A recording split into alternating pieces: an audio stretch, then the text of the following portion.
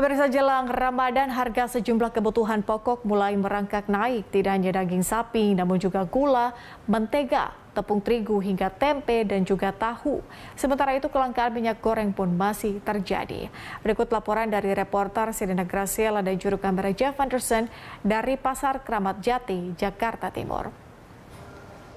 Sejumlah kebutuhan pokok terlihat mengalami kenaikan yang cukup berarti, di mana kenaikan tersebut berkisar di angka 5%. Seperti salah satunya adalah di Pasar Kramat Jati, Jakarta Timur, tempat kami melaporkan saat ini. Di mana di sini untuk harga sejumlah kebutuhan pokok seperti gula, tepung terigu, mentega, hingga kedelai juga naik 500 hingga Rp1.000. Seperti untuk harga kedelai dari yang sebelumnya adalah Rp10.500 hingga Rp11.000 per kilonya, namun kini menjadi Rp11.500 hingga Rp13.000 per kilonya. Di mana hal inilah yang akhirnya membuat harga jual dari tahu tempe meningkat sebesar Rp500 hingga Rp1.000, seperti untuk harga satu buah papan tempe dari yang sebelumnya Rp4.000 kini menjadi Rp5.000.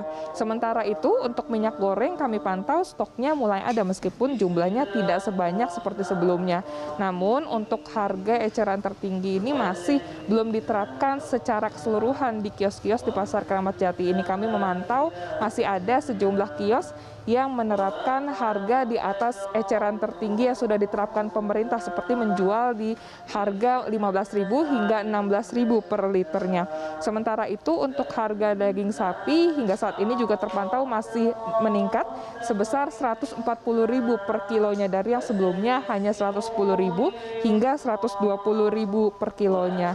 Untuk itu baik dari para pedagang dan juga pembeli pun juga sangat menyayangkan kenaikan harga sejumlah kebutuhan pokok ini, dan mereka berharap agar pemerintah juga segera turun tangan untuk mengatasi kenaikan harga sejumlah bahan kebutuhan pokok ini, apalagi menjelang bulan Ramadan yang akan segera datang.